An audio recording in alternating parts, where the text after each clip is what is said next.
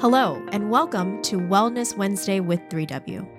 Wellness Wednesday is sponsored by 3W Medical for Women, a nonprofit medical clinic offering free of charge or low-cost reproductive health services to women in the Seattle area, regardless of income or insurance status.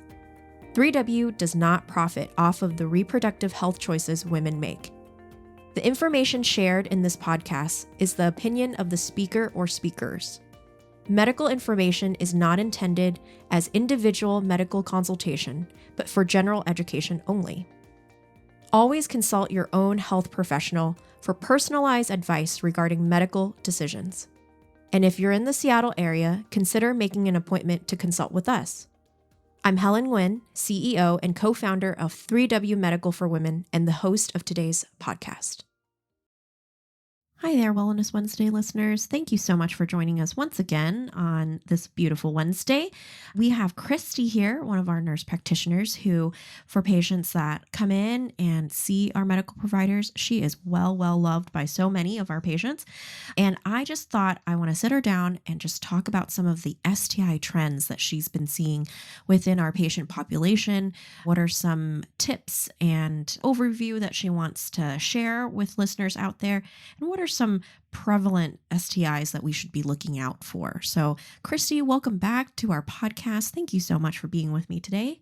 Hello, Helen. Thanks for having me in the studio with you. Yeah. So right off the bat, what are some STI trends we should be looking out for? Okay, well, I love educating my patients and talking about ways that we can prevent illness and disease. And I thought it was interesting to just go to the WHO website, and I've provided the link here for people to access if they want to research it further. But it's really just a broad overview of STIs in general.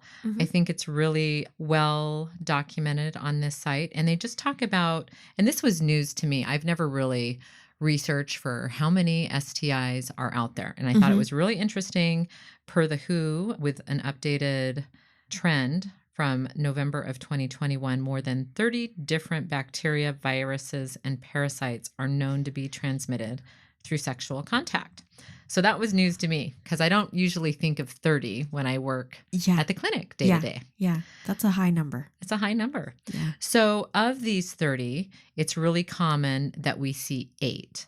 We have great services here. Again, part of my interest is talking about education and prevention and safeguarding health in general and the simple things that we can do to keep people as healthy as possible so they can enjoy their life and their families.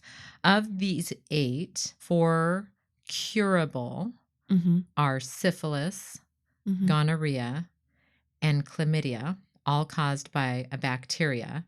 And then trichomoniasis is another one that falls into STDs. It's included in one of our vaginal panels that we do to rule out a vaginitis, but it also causes some irritation to the cervix, but it technically is considered a sexually transmitted disease or infection. Then we have viral infections that are not curable.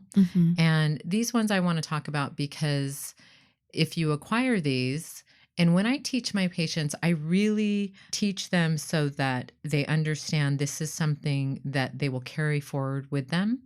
And I really challenge them to also carry that responsibility of informing their future partners. And it's kind of like we talk in the medical career area or in clinics, it's informed consent. Right. So essentially, I challenge them to give their future partners informed consent that they do have this virus. There's always a possibility that they might pass that along and let that decision be made by that individual. Right. So these viruses include hepatitis, herpes simplex virus, HIV, and the human papillomavirus. So these STIs are spread by sexual contact. That's vaginal intercourse, anal intercourse, oral intercourse. And then sadly, sometimes if a woman is positive for one of these infections, she can pass this to her child during delivery or just through breastfeeding or during pregnancy. So lots of things to be considered. And the HPV cannot be tested on men. On men. Yes, that is correct. And I'm glad you brought that up because Sometimes I'll have a female patient and she might be in a monogamous relationship. And I think there's some elements that are not known. And to be quite honest, and this might sound a little bit harsh, but in the medical field and the way it works today, typically appointments are really brief appointments with patients. So as a provider working in a family practice setting that's really busy and you see several patients a day, I would say an average of 18 to 20 patients a day. It's crazy. And to provide the best care as possible, you have to kind of pick and choose what you're going to talk about at that point in time. And you might encourage the patient to come back, but sometimes they fall out of follow-up, I guess I would say. Maybe they can't afford it. Maybe they don't have the time, but there might be some barrier. And so you really want to kind of prioritize the details when you're working with a patient. And that's one of the benefits of our clinic at 3W is because we do have a significant amount of time with our patients. And even when we call them to discuss the results of tests, we have the luxury of time to discuss important details. For example, I had a patient even yesterday where we probably talked about 20 minutes about her new diagnoses, different things that she could implement that are conservative. And when I say conservative, I mean simple things in everyday life that don't cost money, but it just takes dedication to do. And then also talk about how that impacts the partner. And so then she actually called back later and we had another 20-minute conversation. So that's the nice thing that we can do here with our clinic is to do really thorough teaching, because when you receive news of a new diagnosis, part of the information at the first point of teaching, it might go in one ear and out the other because you're a little overwhelmed. So it's nice they have that open invitation to call back as much as they want. Absolutely. Or make an appointment and come back for follow-up. Absolutely. That's especially, I feel like, when you do have something incurable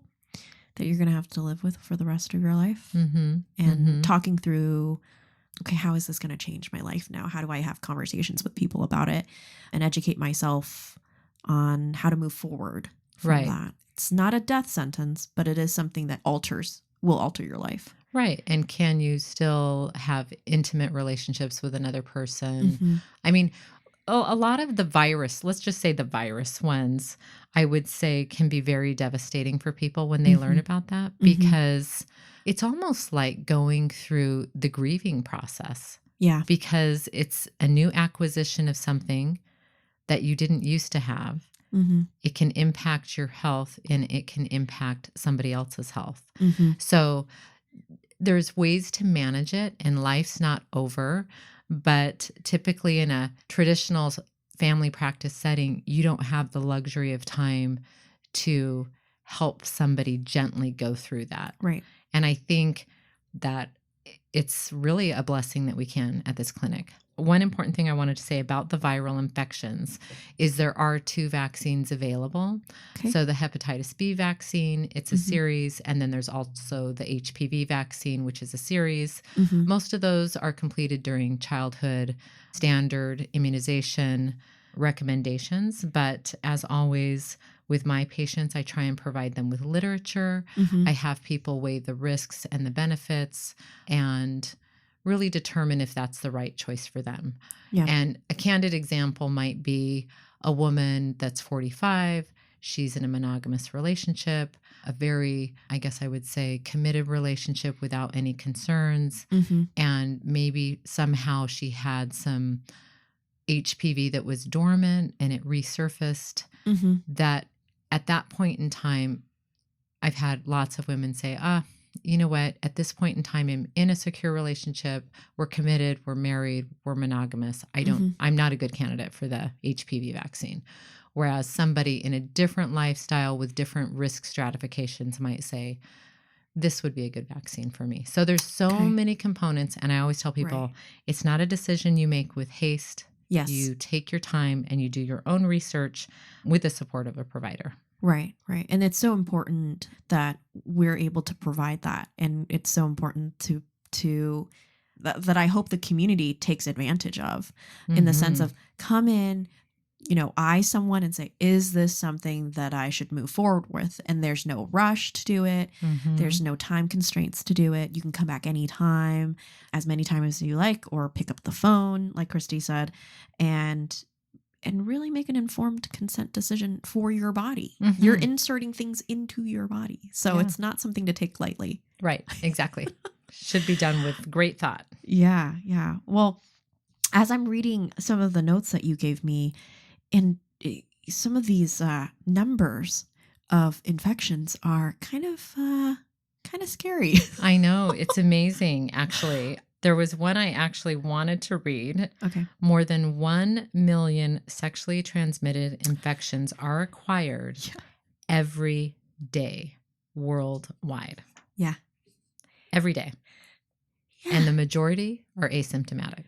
Yeah. I was just going to say, most people or some people don't even have any symptoms. That's right. Yeah. Mm-hmm.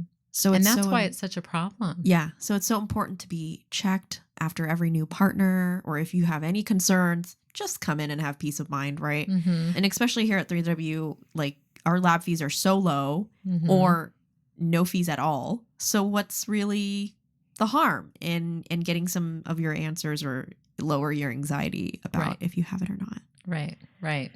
And I try and teach our community of patients too that when we think of healthcare, when I try and teach about healthcare and prevention, Mm-hmm. especially when we get married or we have kids and families, Mm-hmm. it's our responsibility to safeguard our health so that we can actively participate in taking care of our family. Yeah. Right? And so caring about your neighbor. Exactly. Yeah. Caring about your neighbor. Yeah. And we do things without thought, like maybe, and we talk about different things and it changes over the course of a lifetime. But for Mm-hmm. example, maybe breast cancer screenings, it typically Mm-hmm. starts at age 40, but and every provider is different. They might recommend things differently to their patient population, but I try and teach all of my teen to young adults that an annual STI screening Mm-hmm. is something that's typically covered by insurance. Mm-hmm. And as you said, for people that are not insured, we don't charge for our appointments, but our fees for the lab, which go directly to our lab, are very low and reasonable. And it's something they can do to safeguard their health. Because so many are asymptomatic, Mm-hmm. that's one of the reasons why they are spread prolifically, as we see from the data. But also it can impact a woman's future fertility moving forward. And other health issues can come from it too. Sure. What are some ways to prevent STIs, Christy? So STIs, and I know we've talked about this in other podcasts, but one of the most effective means of providing some protection, and this is a conversation that I think is really important to have with women, particularly if you're discussing birth control, because most birth control does not provide protection from STIs. That's implantables, oral contraceptives, maybe combined contraceptives that are just placed in the vagina. They don't provide any protection whatsoever. So the only added protection is going to be through a barrier. You can use a female condom, a male condom, but then again, even with those two, it's not 100%. Yeah. And especially because you have to consider with syphilis and with herpes, you can have ulcerations or lesions outside of the vaginal canal or outside of the penis. It could be on the groin or other areas, and it can be transmitted that way. So we just have to be thoughtful and real, I guess. Right. And just say, hey, this is a possibility. So figure out where your baseline health is and safeguard it. Right. And then, of course, there's abstinence. And that's the only way, 100%. And abstinence can get confused because some people think, well, abstinence is just abstaining from penetrative intercourse, but abstinence actually has to also include not having oral sex, because if you have herpes, for example, and there's two different types of herpes, if you have oral herpes and you're having oral sex, then that can be spread.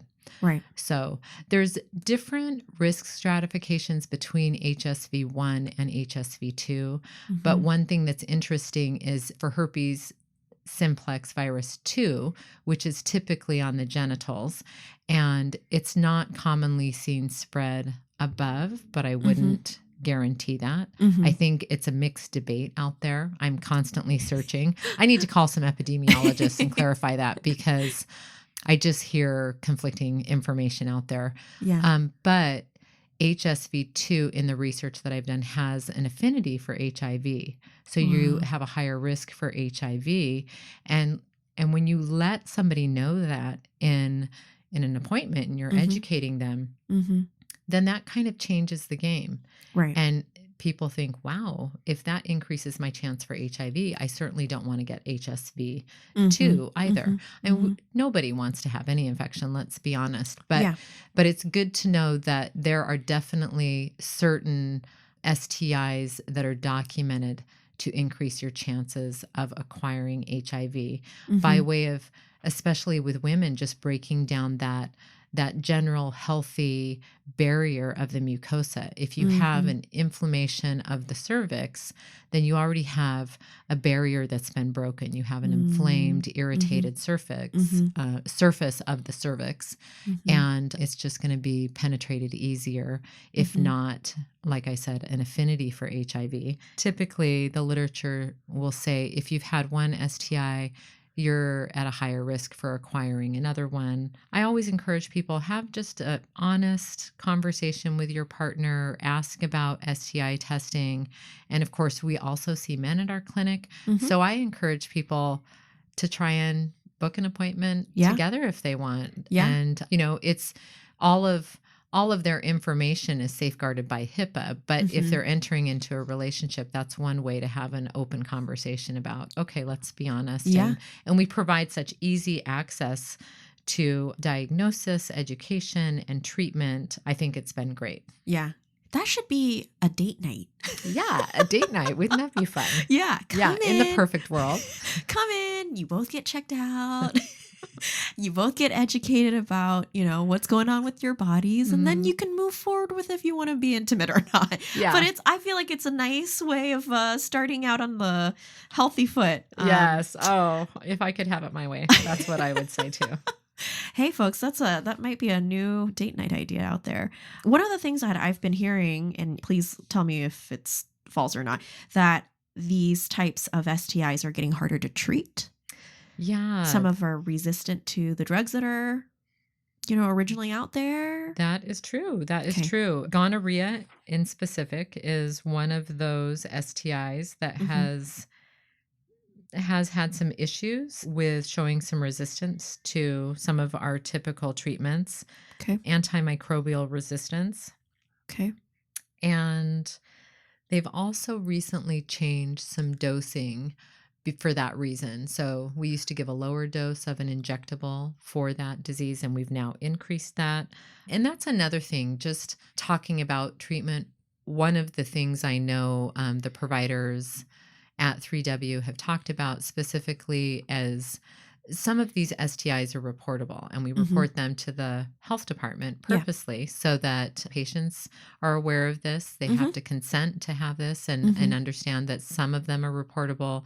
The health department would likely call them and do a tracer so they can find out who else may have been exposed to an illness in the last 60 days with this particular patient. But what we've noticed is one of the providers did some follow-up research, and with COVID, it's just been difficult to follow up on people. So we're trying to develop ways that we can help support the patient and their partner in getting treatment for both of them. And of course, we invite that partner to come as soon as possible so that we can help get them screened and get treatment to them as well. Awesome. Thank you. And what does treatment look like? Is it just usually some sort of antibiotic, or is it a vaccine afterwards? What does treatment usually look like? So those are really good questions. For the 4 curable that I talked about, syphilis, gonorrhea, chlamydia, trichomoniasis, those are all taken care of with an oral treatment and very simple treatments. Okay. The gonorrhea and the syphilis, I'm going to kind of backpedal here a little bit. Those are injectables, antibiotics. And sometimes we might based on the patient's risk stratification. Sometimes we treat both for chlamydia and gonorrhea when we have concerns that one might be there without the other. Hmm. As far as the viruses go, hepatitis B, there's a vaccine series available. HIV, there's lots of treatments for HIV. Yeah. That's very complex and that would require a referral. Hmm. Also, if we had somebody that did end up being positive for hepatitis B, there's different follow-up testing that has to be completed both for hepatitis B and HIV. They really Hmm. need to be sent to a specialist for that, but Okay. we work with our patients to help get them plugged in to Yeah. primary care or whatever specialist they need to see so that we can help facilitate them in making those appointments and Yeah. following through with treatment. Yeah. It's so important. With herpes is really interesting because herpes simplex 1 over the course of time, recurrent infections decrease typically over time. Hmm. With HSV2, they stay more or less constant. And again, Hmm. that's going to be different for everybody. Everybody has a different story and their body responds differently. Hmm. And also I've noticed that if people have a stressful situation, stress impacts our immune system. Hmm. And so if they're going through something stressful, or interestingly enough, with the herpes simplex virus, just a change in the season. So Hmm. going from hot summer days to cool fall days to maybe a dry winter and then back into spring, that often just is a trigger for people. If they get chapped lips, maybe they'll get a cold sore on their lip when they have just a simple upper respiratory infection or a viral illness. And this virus, it lies dormant on a cranial nerve. And so different things can trigger it depending on where the cranial nerve, which one it is that it resurfaces. So it's interesting So with interesting. HSV2, so genital herpes typically, Yeah. just the act of having intercourse can actually resurface that infection. Wow. So depending on the person, basically we were talking about treatment here and it's kind of a long way of discussing it, but there's so many interesting variables that go with it. Yeah. But treatment is an antiviral. Hmm. It works most effective if they take it at the onset of this outbreak. And as I educate my patients, they over time, they know when they're going to have an outbreak because it's a convergent group of symptoms. It can be an itch, a burn, tickle, pain, all at the same time. Huh. And then they know, oh, wow, I've got that feeling, and they Yeah. can take an antiviral. I've also read in the literature, if you take vitamin C at the same time as the antiviral, it just kind of has a synergistic effect. So it works even better. And so I tell people everything in balance, just a simple life. Yeah. And try and not do anything out of balance And be careful. Yeah. And be careful and be prudent and ask questions and educate yourself before and be honest with people. Because this could be prevented. Yes, it definitely could be prevented. It could be prevented. I think that's what I'm walking away from this conversation kind of realizing is, okay, this could happen, but it could also be prevented. So if you educate yourself beforehand or is honest with the person you're going to become intimate with, and hope that they're honest with you as well. Yeah, because it goes both ways. Yeah, because unfortunately, not everybody is honest about their health care, which is unfortunate, but that's just the world we live in these days. But just be prudent with who you share your body with. Because nothing is 100%. Right. Nothing's 100%. And if you're okay about having an intimate relationship with somebody, a precursory conversation about something as important as this is definitely, I feel like if you can't have a conversation about this, then you shouldn't be having intercourse. That's just my opinion. And I tell patients that. I'm just kind of brutally honest and I'm like, this is the byproduct of it. So if you can't talk about what could happen, then how can you have intercourse? Exactly. Because it, like we talked about, it impacts profoundly sexual health, reproductive health, psychosocial health. I mean, when people acquire a diagnosis, They can be devastated, depressed. It Right. breaks up relationships. It breaks up marriages. Mhm. It's really, It impacts the community because that person Yes. then becomes, could become depressed and then not become an active, good citizen in the community. Right. Like it breaks down so many different layers of just being a productive person and It does. contributing person in our community. Absolutely. So I feel like this really talks about how to be a good neighbor.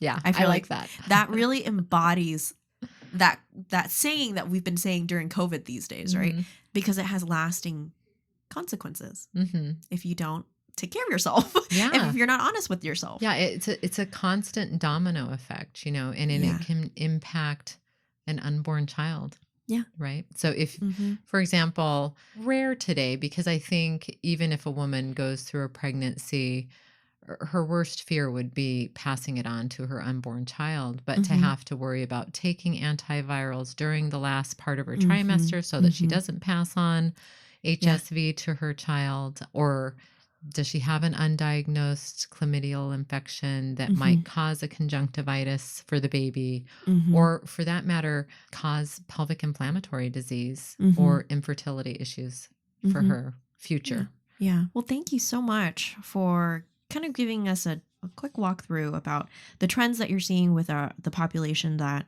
are coming into our clinic. I'm so grateful for the patients that have given us an opportunity to assist and serve you in whatever capacity you're coming in to our clinic for. But I hope you can tell that we care deeply about you. We care deeply about your health, and whatever questions or concerns that you have, we're here for you.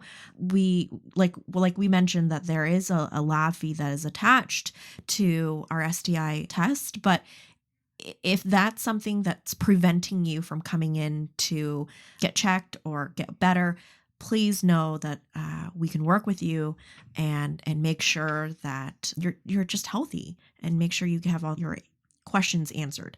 Is there anything else you want to leave our listeners, Christi, about what you're seeing as STI trends continue? I would just encourage them, as you said, we have a lovely clinic. It's a very relaxing environment. Yeah. A very, very kind, supportive staff. We love helping people, serving the community, Absolutely. and helping people get plugged in or getting the testing or treatment they need. So I would just encourage them to come and visit us or call us with any questions. Yeah. And I'm so glad to have the opportunity to discuss this. One of my favorite topics, and it's just the tip of the iceberg, really. There's so much to talk about. Absolutely. Absolutely. Well, thank you so much for joining me again on this podcast. I hope our listeners are inspired to come and get checked up and giving us a shot, being able to walk alongside you with your healthcare. So until next time, I'm sure the next podcast will be as exciting. Just continue to tune in every Wednesday with us. Thank you so much. For more information about 3W, please visit our website at 3wmedical.org. That's the number 3, the letter W, medical.org. From there, you can learn more information about the services we provide, book an appointment, or make a donation if you'd like to support our mission. You can also call our office at 206-588-0311. That's 206-588-0311. If you like this episode, please share it with others and consider subscribing on your favorite podcast platform so you never miss an episode. Thank you so much for listening, and until next time, stay healthy and be well.